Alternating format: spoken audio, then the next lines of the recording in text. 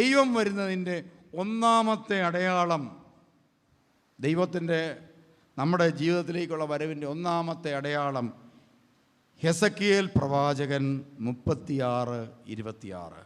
ഒരു പുതിയ ഹൃദയം നിനക്ക് ഞാൻ നൽകും, ഒരു പുതു ചൈതന്യം നിങ്ങളിൽ ഞാൻ നിക്ഷേപിക്കും. നിങ്ങളുടെ ശരീരത്തിൽ നിന്ന് ശിലാഹൃദയം എടുത്തുമാറ്റി മാംസള ഹൃദയം നൽകും. ഒരു പുതിയ ഹൃദയം ഞാൻ ആദ്യം കൊണ്ട് നൽകും. ഒരു പുതു ചൈതന്യം നിങ്ങളിൽ ഞാൻ നിക്ഷേപിക്കും. ആ പുതു ചൈതന്യം വന്നങ്ങോട്ട് നിറഞ്ഞു കഴിഞ്ഞാൽ ഒന്നാമത്തെ അടയാളം പുതു ചൈതന്യം വരും. അത് നിറഞ്ഞു കഴിഞ്ഞാൽ ചിലപ്പോൾ പ്രത്യക്ഷമായിട്ടായിരിക്കാം, ചിലപ്പോൾ അപ്രത്യക്ഷമായിട്ടായിരിക്കാം. എന്തായാലും ചൈതന്യം വരുന്നതോടുകൂടി പ്രിയമുള്ളവരെ നമുക്കൊരു പ്രത്യേക ഉന്മേഷം. രാവിലെ എഴുന്നേറ്റ് പ്രാർത്ഥിക്കണം, പള്ളിയിൽ പോകണം, വിശുദ്ധ കുർബാനയിൽ പങ്കെടുക്കണം, എല്ലാ ദിവസവും ദേവാലയത്തിൽ പോകണം. ഇതാണ് പുതു ചൈതന്യം. ഈ ചൈതന്യം വന്നങ്ങോട്ട് നിറയുന്നതോടുകൂടി സകല അസ്വസ്ഥതകളും കൊണ്ട് മാറും. പിന്നെ അടുത്തത്, നിങ്ങളുടെ ശരീരത്തിൽ നിന്ന് ശിലാഹൃദയം എടുത്തുമാറ്റി മാംസള ഹൃദയം നൽകും. പിന്നെ ഹൃദയത്തിൻ്റെ കാഠിന്യമൊക്കെ കൊണ്ട് വിട്ടുപോകും. നമ്മൾ കരുണയുള്ളവരാകാൻ തുടങ്ങും. നമ്മുടെ ഹൃദയത്തിന് മറ്റുള്ളവരോടൊക്കെ അലിവ് തോന്നും. ചുറ്റുപാടുകളിലുള്ള മനുഷ്യൻ്റെ ദുഃഖങ്ങളും വേദനകളുമൊക്കെ നമ്മൾക്ക് ഫീൽ ചെയ്യാൻ തുടങ്ങും. അതോടുകൂടി നമ്മൾ അവർക്കൊക്കെ വേണ്ടി പ്രാർത്ഥിക്കുന്നവരായിത്തീരും. മറ്റുള്ളവർക്ക് വേണ്ടി പ്രാർത്ഥിക്കുക, നമ്മളെക്കൊണ്ട് ചെയ്യാൻ പറ്റുന്ന ഉപകാരങ്ങൾ മറ്റുള്ളവർക്ക് ചെയ്തു കൊടുക്കുക, ഇങ്ങനെയൊക്കെയുള്ള കാര്യങ്ങൾ നമുക്ക് പതുക്കെ തോന്നി തുടങ്ങും. പിന്നെ എൻ്റെ ആത്മാവിനെ ഞാൻ നിങ്ങളിൽ നിവേശിപ്പിക്കും. നിങ്ങളെ എൻ്റെ കൽപ്പനകൾ കാക്കുന്നവരും നിയമങ്ങൾ പാലിക്കുന്നതിൽ ശ്രദ്ധയുള്ളവരുമാക്കും. എൻ്റെ കൽപ്പന പാലിക്കുന്നവരാക്കി നിങ്ങളെ ഞാൻ പ്രത്യേകമായി മാറ്റാൻ തുടങ്ങും. വചനം പാലിക്കണമെന്ന ചിന്ത വരും. അതോടുകൂടി ദൈവവചനത്തോട് വലിയ താല്പര്യം നമുക്കുണ്ടായി തുടങ്ങും. നമ്മൾ വേദപുസ്തകം പൊടിയൊക്കെ തട്ടി എടുത്ത ശേഷം വേദപുസ്തകം എപ്പോഴും വായിക്കാൻ തുടങ്ങും. യേശു വരുന്നതിൻ്റെ ലക്ഷണമാണ്. വേദപുസ്തകം വായിക്കാൻ തുടങ്ങി കുറച്ച് നാൾ കഴിയുമ്പോൾ വേദപുസ്തകത്തിൽ നിന്ന് ഓരോരോ കാര്യങ്ങൾ നമുക്ക് മനസ്സിലാകാൻ തുടങ്ങുമ്പോൾ നമ്മൾ വീണ്ടും വായിക്കും. പിന്നെ ഒരു പരിപാടിയുണ്ട്. അതാണ് നമുക്ക് ഈ വെടികെട്ടിന് കഴിഞ്ഞിട്ട് ഒരു പരിപാടിയില്ലേ അവസാനം. അത്രയും കാര്യങ്ങളൊക്കെ വളരെ രസമുള്ള കാര്യമാണ്. ഇപ്പോൾ ഈ പറഞ്ഞ കാര്യങ്ങളൊക്കെ പുതു ചൈതന്യം വരിക. അത് ധ്യാനമൊക്കെ കൂടി 5 ദിവസത്തെ ധ്യാനം എല്ലാം കൂടി കഴിയുമ്പോൾ പുതു ചൈതന്യം വരും. അതോടുകൂടി വീട്ടിൽ ചെന്നാൽ പിന്നെ ഒരു പെരുളിയാണ്. എന്താണ്, ചുറ്റുപാടുള്ള ആളുകൾക്ക് കിടന്നുറങ്ങാൻ പറ്റില്ല. പ്രൈസ് ദി ലോർഡ്, ഹല്ലേലൂയ എന്നൊക്കെ പറഞ്ഞ് ഭയങ്കര സംഭവം. അത് കഴിയുന്നതുകൊണ്ട് ആവേശത്തോടെ വേദപുസ്തകം വായിക്കും. അതെല്ലാം നടക്കും. അങ്ങനെ വേദപുസ്തകം ഹൃദയത്തിലിരിക്കാൻ തുടങ്ങും, വചനം വായിക്കാൻ തുടങ്ങും, ധ്യാനിക്കാൻ തുടങ്ങും. അങ്ങനെയൊക്കെ നല്ല രസമായിരിക്കും. അങ്ങനെ വചനമൊക്കെ നമുക്ക് മനസ്സിലായി കുറച്ച് ദിവസം കഴിയുമ്പോൾ പ്രിയമുള്ളവരെ ഈ വചനം ഓരോന്നായി പ്രാക്ടീസ് ചെയ്യാം. നമ്മുടെ ജീവിതത്തിൽ പ്രായോഗിക തലത്തിലേക്ക് ദൈവം കൊണ്ടുവരും. എന്താണ് വചനം? യേശുവാണ്. യേശുവിൻ്റെ ജീവിതത്തിൽ ഉണ്ടായതുപോലെ തന്നെ നമ്മുടെ ജീവിതത്തിലും ഉണ്ടാകും. ഒന്നാമത് ക്രിസ്തുവിനുണ്ടായത് ഇതാ ജനിച്ച ദേശത്തു നിന്ന് നാട്ടുകാർ നമ്മളെ തിരസ്കരിക്കാൻ തുടങ്ങി. അതുകൊണ്ട് കുറച്ച് ദിവസം കഴിയുമ്പോൾ നല്ല യേശു അനുഭവമുള്ള വ്യക്തികളോട് ഒരു കാര്യവുമില്ലാതെ ബന്ധുക്കളും റിലേറ്റീവ്സും അയലോക്കംകാരും നമ്മളെ കാണുമ്പോൾ തെറി പറയാനും ചീത്ത പറയാനും തുടങ്ങും, ചുമ്മാതെ. അപ്പോഴാണ് നമ്മളിനി തൂത്തൂട്ടി പോകണോ വേണ്ടയോ എന്നുള്ളതിനെക്കുറിച്ച് ആലോചിക്കുന്നത്. മിക്കവാറും പേര് ഈ സമയത്ത് ഈ മത്സര ഓട്ടത്തിൽ ഈ സമയമാകുമ്പോൾ പരിപാടി നിർത്തും. പ്രിയമുള്ളവരെ, മറ്റുള്ളവർ നമ്മളെ ചീത്ത പറയാൻ തുടങ്ങും ഒരു കാര്യമില്ല. പിന്നെ കുറേ നാൾ കഴിയുമ്പം പ്രിയമുള്ളവരെ അവർ നമ്മളെക്കുറിച്ച് പാട്ട് ചമയ്ക്കാൻ തുടങ്ങും. ചില മനുഷ്യർക്കെല്ലാം ഇത്തരം അനുഭവങ്ങൾ കിട്ടിത്തുടങ്ങിയപ്പോൾ അവർ പലരും എന്താണ് എന്നോട് തന്നെ ചോദിക്കുക, ഇതെന്നാ ഇടപാടായത്? ഇന്നലെ ഒരാൾ വന്ന് എന്നോട് ചോദിച്ചു, ഇതെന്നാ ഇടപാടായത്? ഞങ്ങളുടെ ബന്ധത്തിൽപ്പെട്ടവരെല്ലാം ചുമ്മാ എന്നെ ചെയ്യുക. ഞാൻ അവസാനം പിന്നെ ഞാൻ ഓർത്ത് ഇതെല്ലാം അങ്ങോട്ട് മാറ്റി വെച്ച് രണ്ട് പറയട്ടെ എന്ന്. അപ്പം ഞാൻ പറഞ്ഞ്, സത്യത്തിൽ യേശു ക്രിസ്തു ഇതുപോലെ കുരിശേന്ന് ചാടി ഇറങ്ങിയിരുന്നെങ്കിൽ എന്ത് പറ്റിയേനെ? നമ്മളൊന്നും ഇവിടെ ഉണ്ടാകുകയില്ല. യേശു ക്രിസ്തു കുരിശേന്ന് ഇറങ്ങിയില്ല, അവൻ കുരിശേ കിടന്നു. അതുകൊണ്ട് നമ്മളും കുരിശേ കിടക്കണമെന്നാണ് കർത്താവിൻ്റെ ആഗ്രഹം. നമ്മളും മുൾമുടി പറിച്ചെറിയരുതെന്നാണ് കർത്താവിൻ്റെ ആഗ്രഹം. അത് തലയെ വെച്ചുകൊണ്ടിരിക്കണം. പിന്നെ നമ്മുടെ നെഞ്ചത്ത് കുത്തുമ്പോൾ അടുത്ത പിച്ചാത്തിക്ക് അവനിട്ട് കുത്തണ്ട, നമ്മൾ കുത്താതിരിക്കാൻ പരിശ്രമിക്കണം. അങ്ങനെ നിൽക്കണമെന്ന് കർത്താവിന് ആഗ്രഹമുണ്ട്. സങ്കീർത്തനം 69:1 മുതൽ, ദൈവമേ എന്നെ രക്ഷിക്കണമേ, വെള്ളം എൻ്റെ കഴുത്തോളം എത്തിയിരിക്കുന്നു, കാലുറയ്ക്കാത്ത ആഴമുള്ള ചേറ്റിൽ ഞാൻ താഴുന്നു, ആഴമുള്ള ജലത്തിൽ ഞാൻ എത്തിയിരിക്കുന്നു, ജലം എൻ്റെ മേൽ കവിഞ്ഞൊഴുകുന്നു, കരഞ്ഞു കരഞ്ഞ് ഞാൻ തളർന്നു, എൻ്റെ തൊണ്ട വരണ്ടു, ദൈവത്തെ കാത്തിരുന്ന് എൻ്റെ കണ്ണുകൾ മങ്ങി, കാരണം കൂടാതെ എന്നെ എതിർക്കുന്നവർ എൻ്റെ തലമുടി ഇഴകളേക്കാൾ കൂടുതലാണ്. പ്രിയമുള്ളവർ, കുറയത്തില്ല, കൂടിക്കൂടി വരും. ഒരു കാരണവുമില്ലാതെ നമ്മളെ ഉപദ്രവിക്കുന്നവരും എതിർക്കുന്നവരുടെ എണ്ണം കൂടിക്കൂടി വരാൻ തുടങ്ങും. പിന്നെ എന്നെ നശിപ്പിക്കാൻ ഒരുങ്ങിയവർ, നുണ കൊണ്ട് എന്നെ ആക്രമിക്കുന്നവർ പ്രബലരാണ്. എന്നെ നശിപ്പിക്കാൻ ഒരുങ്ങുന്നവർ, നുണ കൊണ്ട് എന്നെ ആക്രമിക്കുന്നവർ പ്രബലന്മാരായിട്ടുള്ള ആളുകൾ തന്നെയായിരിക്കും. പിന്നെ ഞാൻ മോഷ്ടിക്കാത്തത് തിരിച്ചു കൊടുക്കാനാവുമോ? പ്രിയമുള്ളവരെ, മോഷ്ടിച്ചില്ലെങ്കിലും ആളുകൾ എന്ത് പറയും? നമ്മളെ മോഷ്ടാവായി കാണാൻ തുടങ്ങും. പിന്നെ കർത്താവെ, എൻ്റെ ഭോഷത്വം അവിടുന്ന് അറിയുന്നു. എൻ്റെ തെറ്റുകൾ അങ്ങയിൽ നിന്ന് മറഞ്ഞിരിക്കുന്നില്ല. സൈന്യങ്ങളുടെ ദൈവമായ കർത്താവെ, അങ്ങയിൽ പ്രത്യാശ വയ്ക്കുന്നവർ ഞാൻ മൂലം ലജ്ജിക്കാൻ ഇടയാക്കരുതേ. ഇസ്രായേലിൻ്റെ ദൈവമേ. അപ്പോൾ നമ്മൾ പ്രാർത്ഥിക്കും, ദൈവമേ, പ്രാർത്ഥിക്കാൻ പോകുന്നവർ എന്നെ കണ്ടേച്ച് എനിക്ക് കഷ്ടപ്പാടും പ്രയാസവും കണ്ടിട്ട് അവരെ ലജ്ജിച്ച് പ്രാർത്ഥന വിട്ടു പോകാൻ ഇടയാകരുത് എന്ന് പോലും ചിന്തിക്കുന്ന രീതിയിലുള്ള സഹനങ്ങൾ നമുക്കുണ്ടാകാൻ തുടങ്ങും. പിന്നെ ഇസ്രായേലിൻ്റെ ദൈവമേ, അങ്ങയെ അന്വേഷിക്കുന്നവർ ഞാൻ മൂലം അപമാനിതരാകാൻ സമ്മതിക്കരുതേ. അങ്ങയെ പ്രതിയാണ് ഞാൻ നിന്ദനം സഹിച്ചതും ലജ്ജ എൻ്റെ മുഖത്തെ ആവരണം ചെയ്തതും. എൻ്റെ സഹോദരർക്ക് ഞാൻ അപരിചിതനും എൻ്റെ അമ്മയുടെ മക്കൾക്ക് ഞാൻ അനന്യനുമായി തീർന്നു. പ്രിയമുള്ളവരെ, സഹോദരങ്ങൾക്കും അമ്മയുടെ മക്കൾക്കും ഞാൻ അന്യനെ പോലെ തോന്നാൻ തുടങ്ങും. അവർ കണ്ടാൽ പോലും നോക്കുകയില്ലാത്ത അവസ്ഥയാകും. പിന്നെ അങ്ങയുടെ ആലയത്തെക്കുറിച്ചുള്ള തീക്ഷ്ണത എന്നെ വിഴുങ്ങിക്കളഞ്ഞു. അങ്ങയെ നിന്ദിക്കുന്നവരുടെ നിന്ദനം എൻ്റെ മേൽ നിപതിച്ചു. അപ്പോൾ നമ്മൾ ഓർക്കുന്ന ഉപവസിച്ച് പ്രാർത്ഥിച്ചേക്കാവുന്നു. അങ്ങനെ നമ്മൾ ഉപവാസ പ്രാർത്ഥന ആരംഭിക്കും. അന്നേരം എന്നാ പറ്റും? ഉപവാസം കൊണ്ട് ഞാൻ എന്നെ തന്നെ വിനീതനാക്കി. അതും എനിക്ക് നിന്ദനത്തിന് കാരണമായി. നമ്മൾ ഉപവാസ പ്രാർത്ഥനയായിട്ട് പള്ളിയിൽ പോയിരുന്നു. അതോടുകൂടി ഇതാ നാട്ടുകാർ നമ്മളെ വീണ്ടും ചീത്ത പറയാൻ തുടങ്ങും. ഇവന് ജോലിക്കും പോകണ്ട, ഒന്നും പോകണ്ട, ആ ഉപവാസ പ്രാർത്ഥന എടുത്ത് വീട്ടിൽ ഇരുന്നാൽ മതിയല്ലോ. ഭക്ഷണം കഴിക്കാതിരുന്നിട്ട് വല്ല കാര്യമുണ്ടോ? ജീവിക്കണം, നന്നായിട്ട് ജീവിക്കണം, കുടുംബം നോക്കണം എന്നൊക്കെ പറഞ്ഞ് നമ്മളെ പരിഹസിക്കാൻ തുടങ്ങും. പിന്നെ ഞാൻ ചാക്കൊടുത്തു, അതു നിമിത്തം ഞാൻ അവർക്ക് പഴമൊഴിയായി. നഗര കവാടത്തിങ്കിൽ ഇരിക്കുന്നവർക്ക് ഞാൻ സംസാര വിഷയമായി. അപ്പം നഗരത്തിൻ്റെ കവാടങ്ങളിൽ ഇരിക്കുന്നവർ നമ്മുടെ കാര്യം പറഞ്ഞുകൊണ്ടിരിക്കും. എല്ലാവരുടെയും സംസാര വിഷയം എന്തായിരിക്കും? നമ്മൾ തന്നെ. പിന്നെ മദ്യപർ എന്നെക്കുറിച്ച് പാട്ടുകൾ ചമയ്ക്കുന്നു. കള്ളുഷാപ്പിലിരുന്ന് മറ്റുള്ളവരെന്ത് ചെയ്യും? നമ്മളെക്കുറിച്ച് പാട്ട് പാടാൻ തുടങ്ങും. പിന്നെ കർത്താവേ, ഞാൻ അങ്ങയോട് പ്രാർത്ഥിക്കുന്നു. ദൈവമേ, കരുണാസമ്പന്നനായ അങ്ങേക്ക് ഉചിതമെന്ന് തോന്നുമ്പോൾ എനിക്ക് ഉത്തരമരുളണമേ. സങ്കീർത്തനം പറയുകയാണ്, എപ്പോഴാണ് സൗകര്യം പോലെ എന്നോട് കരുണ തോന്നിയാൽ മതി, ഞാൻ മടുത്ത് എന്ന് പറയുന്ന അവസ്ഥ. പ്രിയമുള്ളവർ, ഇതാണ് യേശയ്യാ പ്രവാചകൻ്റെ പുസ്തകത്തിലെ ഒരു നല്ല വചനമുണ്ട്, 50:4. പരീക്ഷണന് ആശ്വാസം നൽകുന്ന വാക്ക്, ദൈവമായ കർത്താവ് എന്നെ ശിഷ്യനെ എന്ന പോലെ അഭ്യസിപ്പിച്ചു. പ്രഭാതം തോറും അവിടുന്ന് എൻ്റെ കാതുകളെ ശിഷ്യനെ എന്ന പോലെ. ഇങ്ങനെ സഹനങ്ങളും കഷ്ടപ്പാടുകളും ഒക്കെ വന്ന് മറ്റുള്ളവരെല്ലാം തിരസ്കരിച്ച് കഴിയുമ്പോൾ പ്രിയമുള്ളവർ, നമ്മൾ കർത്താവിനെ മാത്രം ശ്രദ്ധിച്ചിരിക്കാൻ തുടങ്ങും. അതോടുകൂടി രാവിലെ വെളുപ്പരെ എഴുന്നേറ്റിരുന്ന് പ്രാർത്ഥിക്കണമെന്ന് തോന്നും. രാവിലെ തട്ടി ഉണർത്തും. നമ്മൾ എഴുന്നേൽക്കുമ്പോൾ ചെവിക്കകത്ത് കർത്താവ് മന്ത്രിക്കാൻ തുടങ്ങും. ഓരോ പുതിയ കാര്യങ്ങൾ പറഞ്ഞു കൊടുക്കും. വേദപുസ്തകത്തിൻ്റെ അർത്ഥങ്ങൾ മനസ്സിലാകും. ജീവിതത്തിൻ്റെ വ്യർത്ഥതകൾ മനസ്സിലാകും. കർത്താവ് പുതിയ പുതിയ കാര്യങ്ങൾ വെളിപ്പെടുത്തിയതാണെങ്കിൽ കള്ളനെ കണ്ടാൽ ആരാണെന്ന് മനസ്സിലാകും. ഇതാ നീതിമാൻ ആരാണെന്ന് മനസ്സിലാകും. സത്യം എന്താണെന്ന് മനസ്സിലാകും. ദൈവം അങ്ങനെ നമ്മളെ പഠിപ്പിക്കാൻ തുടങ്ങും. പിന്നെ ദൈവമായ കർത്താവ് എൻ്റെ കാതുകൾ തുറന്നു. ഞാൻ എതിർക്കുകയോ പിന്മാറുകയോ ചെയ്തില്ല. എതിർക്കുകയും പിന്മാറുകയും ചെയ്യാതെ കർത്താവിൻ്റെ വചനം അനുസരിച്ച് അങ്ങ് ജീവിക്കുകയാണെങ്കിൽ എന്ത് പറ്റും? വായിച്ചേ. അടിച്ചവർക്ക് പുറവും താടിമീശ പറിച്ചവർക്ക് കവിളുകളും ഞാൻ കാണിച്ചു കൊടുത്തു. എന്താണ്? അടിച്ചവർക്ക് മുഖവും താടിമീശ പറിക്കാമെന്നവർക്ക് കവിളുകളും ഞാൻ കാണിച്ചു കൊടുത്തു. പിന്നെ നിന്നയിൽ നിന്നും തുപ്പലിൽ നിന്നും ഞാൻ മുഖം തിരിച്ചില്ല. നിന്നയിൽ നിന്നും തുപ്പലിൽ നിന്നും ഞാൻ മുഖം തിരിച്ചില്ല. പിന്നെ ദൈവമായ കർത്താവ് എന്നെ സഹായിക്കുന്നതിനാൽ ഞാൻ പതറുകയില്ല. ഞാൻ എൻ്റെ മുഖം ശിലാതുല്യമാക്കി. എനിക്ക് ലജ്ജിക്കേണ്ടി വരികയില്ലെന്ന് ഞാൻ അറിയുന്നു. പ്രിയമുള്ളവരെ, നമുക്ക് സഹനങ്ങളും കഷ്ടപ്പാടുകളും വരുമ്പോൾ സഹിച്ച് ക്ഷമിച്ച് നമ്മൾ കാത്തിരിക്കണം. അങ്ങനെ കാത്തിരിക്കുമ്പോഴാണ് ഒരു ഉയർത്തെഴുന്നേൽപ്പ് ദൈവം നമുക്ക് നൽകും. പരിശുദ്ധാത്മാവ് ഇറങ്ങി വരും. സമ്പത്തില്ലാത്തവന് ദൈവം സമ്പത്തിൻ്റെ കവാടം തുറന്നു കൊടുത്താൽ പിന്നെ ആർക്കും അടയ്ക്കാൻ പറ്റുകയില്ല.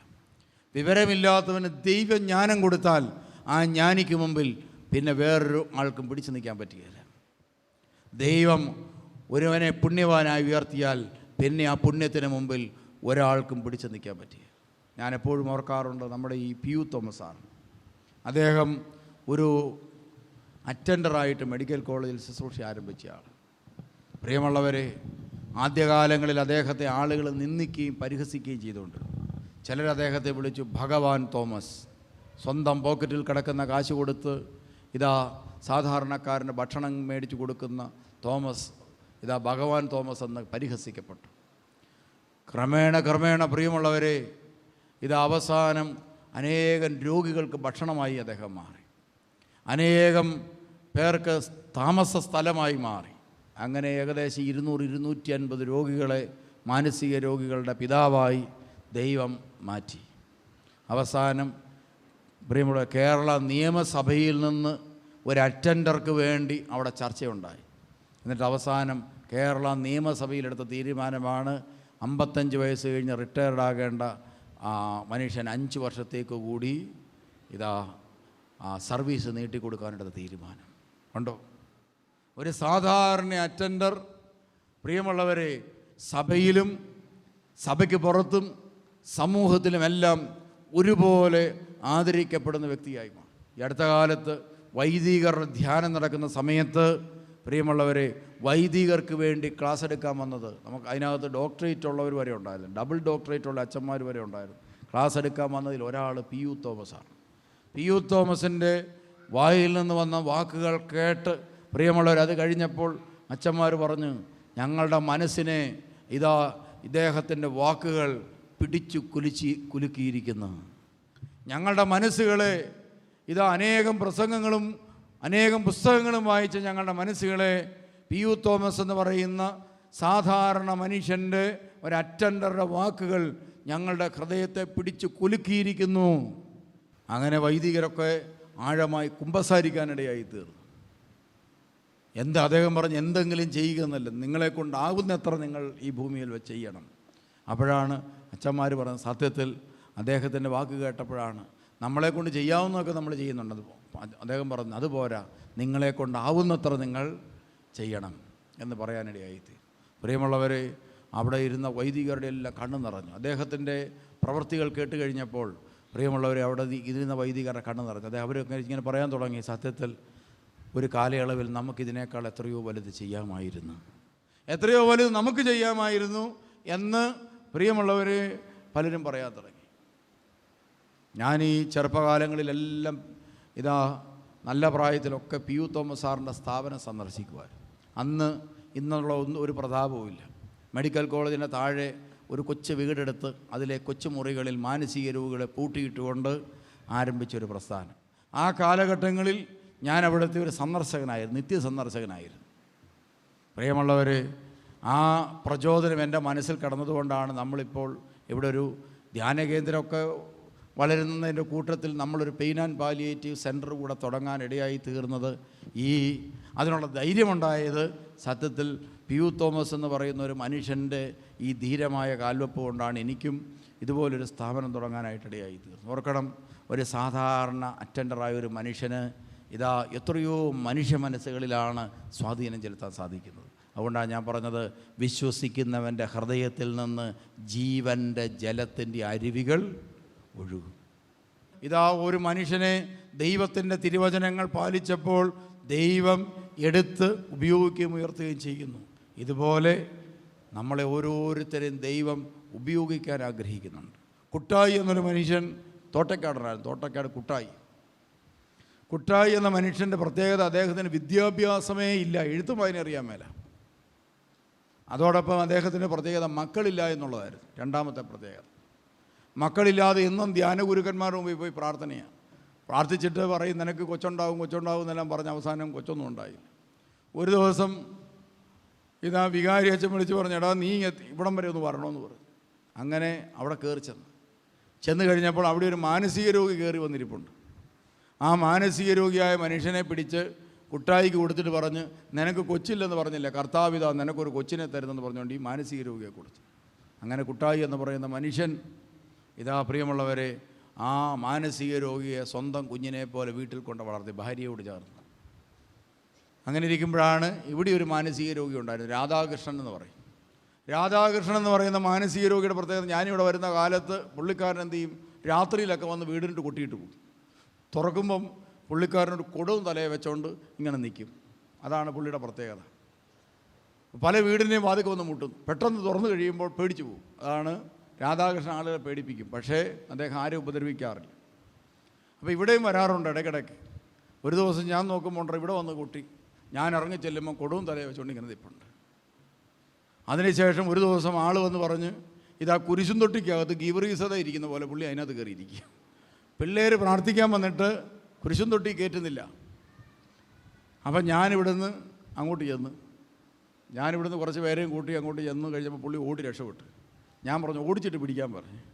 അങ്ങനെ രാധാകൃഷ്ണനെ സത്യത്തിൽ ഓടിച്ചിട്ട് പിടിച്ച് ഇവിടെ കൊണ്ടുവന്ന് കഴിഞ്ഞപ്പോഴത്തേനും രാധാകൃഷ്ണൻ എന്നോട് ചോദിച്ചു, എന്തിനാ എന്നെ പിടിച്ചുകൊണ്ട് വന്നെന്ന് ചോദിച്ചു.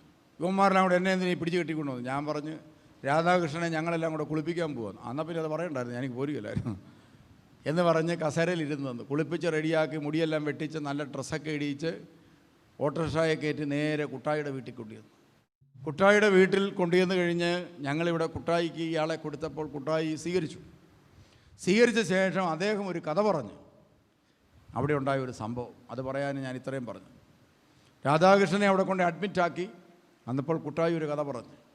കുട്ടായിയുടെ കൂടെ അപ്പോൾ മാനസിക രോഗം മാറിയ ഒരു പയ്യന് നിൽപ്പുണ്ട്. അവർ രണ്ടുപേരും ചേർന്നാണ് ഈ കഥ പറഞ്ഞത്. അവർ പറഞ്ഞു, ഞങ്ങളിങ്ങനെ പൈസയില്ലാതെ വിഷമിക്കുകയാണ്, രോഗികൾ ഇഷ്ടം പോലെ വരുന്നു, നോക്കാൻ സ്ഥലമില്ല, വരുന്നവരെയൊക്കെ ആദ്യത്തെ ദിവസം ഒരു സെല്ലിൽ കൊണ്ട് പൂട്ടിയിടും. അങ്ങനെ ഇരിക്കെ ഒരു ദിവസം ഒരു മാനസിക രോഗി, പോലീസുകാരൊക്കെയാണ് സാധാരണ മാനസിക രോഗികളെ കൊണ്ടുവന്ന് അവിടെ കൊണ്ട് ആക്കിയിട്ട് പോവുക. വരുന്നവരെല്ലാം പൈസ ഒളിച്ചു വെക്കും അവരുടെ കയ്യിലുള്ളത്. എന്നിട്ട് എന്ത് ചെയ്യും? ബീഡി മേടിക്കാൻ പുറത്ത് ചാടിപ്പോവും. എന്നാൽ ഒരു ദിവസം ഒരു മാനസിക രോഗി അതിനകത്തോട് നടന്ന് കയറി ചെന്നു. മുടിയും താടിയെല്ലാം നീട്ടിയൊരു മനുഷ്യൻ കയറി ചെന്നിട്ട് അയാൾ സംസാരിക്കുന്ന ഭാഷ പുറത്ത് കേരളത്തിന് വെളിയിലുള്ള എന്തോ ഭാഷയായതുകൊണ്ട് കുട്ടായിക്ക് ഭാഷ അറിയാൻ മേലാത്തതുകൊണ്ടൊന്നും മനസ്സിലായില്ല. ഏതോ ഭാഷയിൽ അദ്ദേഹം സംസാരിച്ച് കുട്ടായി അദ്ദേഹത്തെ ഇതാ ഒരു സെല്ലിൽ പൂട്ടിയിട്ട്. 3 പേരുണ്ടായിരുന്ന ആ സെല്ലിൽ, 3 പേരുള്ള ഒരു സെല്ലിൽ കുട്ടായി ഇയാളെയും പൂട്ടിയിട്ട്. അയാളുടെ കയ്യിലുണ്ടായിരുന്ന 1000 രൂപ അയാൾ കുട്ടായിയുടെ കയ്യിൽ കൊടുത്തിട്ടാണ് ഈ സെല്ലിനകത്ത് കയറിയത്. രണ്ടാമത്തെ ദിവസം ഈ മാനസിക രോഗം മാറിയ പയ്യൻ ഈ ചെറുപ്പക്കാരനെ ഷേവ് ചെയ്തു, സോപ്പൊക്കെ തേച്ച് മുടിയെല്ലാം വെട്ടിക്കളഞ്ഞ് താടിയെല്ലാം വടിച്ച് ഈ പുള്ളിയെ ഭംഗിയാക്കിയെടുത്തു. അതിനുശേഷം വീണ്ടും സെല്ലിലിട്ടു. ഒരാഴ്ച നോക്കിയിട്ട് വേണം, വയലൻ്റ് ആകിയില്ലെങ്കിൽ വേണം പുറത്തഴിച്ച് വിടാനായിട്ട്. പ്രിയമുള്ളവരെ, 3-ാമത്തെ ദിവസം മുറി പൂട്ടി ഇതാ താക്കോലുമായിട്ട് അവർ പോന്നു. പിറ്റേ ദിവസം രാവിലെ ചെല്ലുമ്പോൾ പ്രിയമുള്ളവരെ, 3 പേരുണ്ടായിരുന്ന സെല്ലിനകത്ത് 2 പേരേ ഉള്ളൂ, ഒരാളില്ല.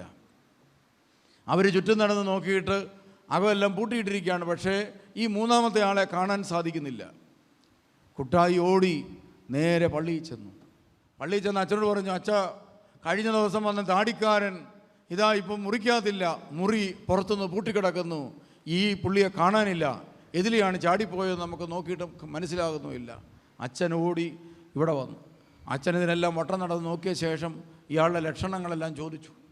അന്നേരം പറഞ്ഞു, അയാൾ ശാന്തനായിരുന്നു, ആരോടും അധികം മിണ്ടാറില്ലായിരുന്നു, അയാളുടെ ഭാഷ എന്താണെന്ന് ഞങ്ങൾക്ക് മനസ്സിലായിരുന്നില്ല, ഞങ്ങൾ അയാളുടെ മുടിയൊക്കെ വെട്ടിയതാണ്, താടിയൊക്കെ വടിച്ചതാണ്, പക്ഷേ ആളെ ഇപ്പോൾ കാണാനില്ല. അപ്പോൾ വികാരി അച്ഛൻ പറഞ്ഞു, സത്യത്തിൽ കുട്ടായി, നിന്നെ യേശു ക്രിസ്തു സന്ദർശിച്ചതാണ്. പ്രിയമുള്ളവരെ, അതിനുശേഷം കുട്ടായി പറഞ്ഞു, ഞങ്ങളുടെ വീട്ടിൽ, ഞങ്ങളുടെ ഈ സ്ഥാപനത്തിൽ പിന്നീട് ഒരിക്കലും പണത്തിന് കുറവുണ്ടായിട്ടില്ല. എപ്പോൾ ഞങ്ങൾ മനസ്സിൽ ആലോചിച്ചാലും അരി സാധനങ്ങളെല്ലാം ആ സമയത്ത് തന്നെ അവിടേക്ക് ആരെങ്കിലും കൂട്ടിക്കൊണ്ടുവരും, ആരെങ്കിലും കൊണ്ട് കൊടുക്കും.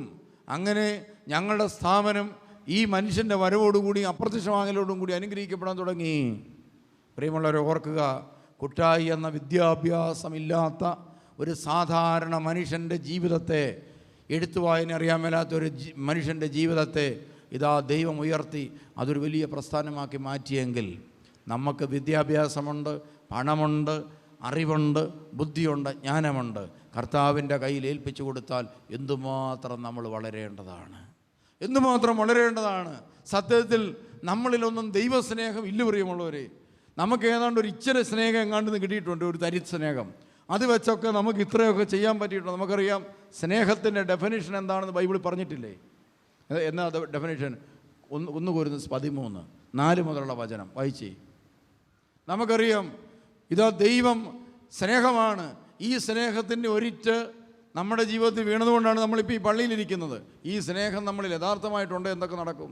വായിച്ചേ. സ്നേഹം ദീർഘക്ഷമയും ദയയുമുള്ളതാണ്. സ്നേഹം ദീർഘക്ഷമയും ദയയുള്ളതാണ്. ഈ രണ്ടെണ്ണം നമ്മളിലുണ്ടോ? ദീർഘക്ഷമ എന്ന് പറയുന്ന സാധനം നമ്മുടെ വീട്ടിൽ ഇവിടെ വെച്ചുണ്ട്, വീട്ടിൽ ചെന്നാൽ ഉണ്ടോ? അതില്ല. നമുക്ക് ക്ഷമിക്കാനേ പറ്റുന്നില്ല. പിന്നെ സ്നേഹം അസൂയപ്പെടുന്നില്ല. അസൂയ ഇല്ലാതുണ്ടോ? അതേ ഉള്ളൂ നമുക്ക്. പിന്നെ ആത്മപ്രശംസ ചെയ്യുന്നില്ല. ആത്മപ്രശംസ നമ്മൾ എന്തെങ്കിലും ചെയ്യണ്ട, ചെയ്യുന്നതിന് മുമ്പ് തന്നെ അത് പറഞ്ഞുകൊണ്ടിരിക്കും. പിന്നെ അഹങ്കരിക്കുന്നില്ല. സ്നേഹം അനുചിതമായി പെരുമാറുന്നില്ല. അനുചിതമായി ഒരു പ്രവൃത്തിയും ചെയ്യുകയില്ല. നാത്തൂനെ നാത്തൂനായി കാണും, അമ്മായിയമ്മയായി കാണും. ഇതെന്താണ്?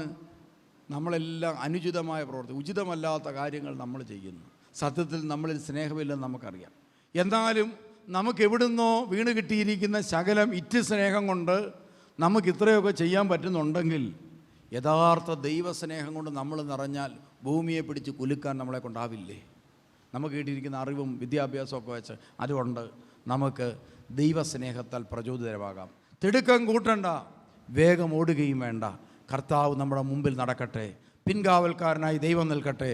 നമുക്ക് ദൈവത്തിൻ്റെ വചനങ്ങൾ അനുസരിച്ച് ജീവിക്കാൻ തീരുമാനിക്കാം.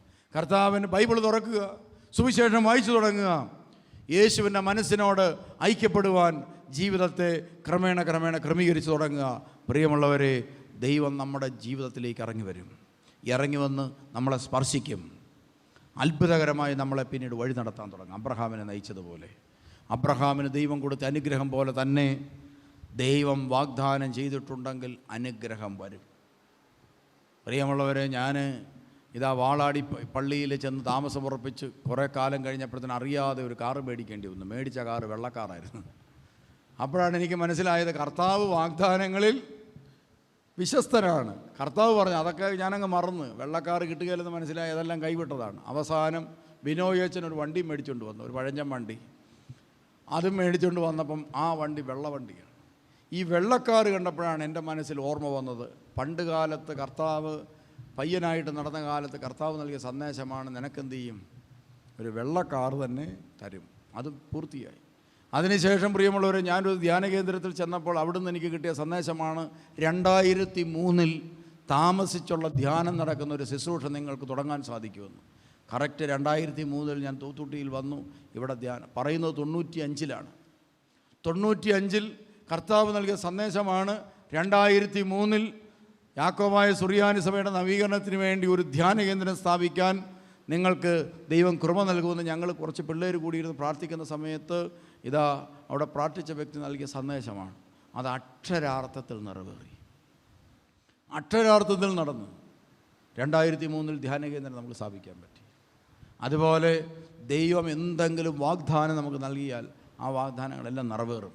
അതുകൊണ്ട് ഈ ബൈബിളിലെ വാഗ്ദാനങ്ങൾ മുഴുവൻ നമുക്ക് വേണ്ടിയുള്ളതാണ്. അതുകൊണ്ട് വാഗ്ദാനങ്ങളിൽ വിശ്വസ്തനായ ദൈവത്തിൽ നമുക്ക് പ്രത്യാശ അർപ്പിക്കാം. അതുകൊണ്ട് നമ്മളാരും നിരാശപ്പെടേണ്ടതില്ല. കർത്താവിൻ്റെ വചനം പാലിക്കുക, കർത്താവിൻ്റെ മനോഭാവം എടുക്കുക, ക്ഷമിക്കേണ്ടവരോട് ക്ഷമിക്കുക, വിട്ടുവീഴ്ച ചെയ്യണമെങ്കിൽ വിട്ടുവീഴ്ച ചെയ്യുക, വിട്ടുകൊടുക്കേണ്ടതാണെങ്കിൽ വിട്ടുകൊടുക്കുക.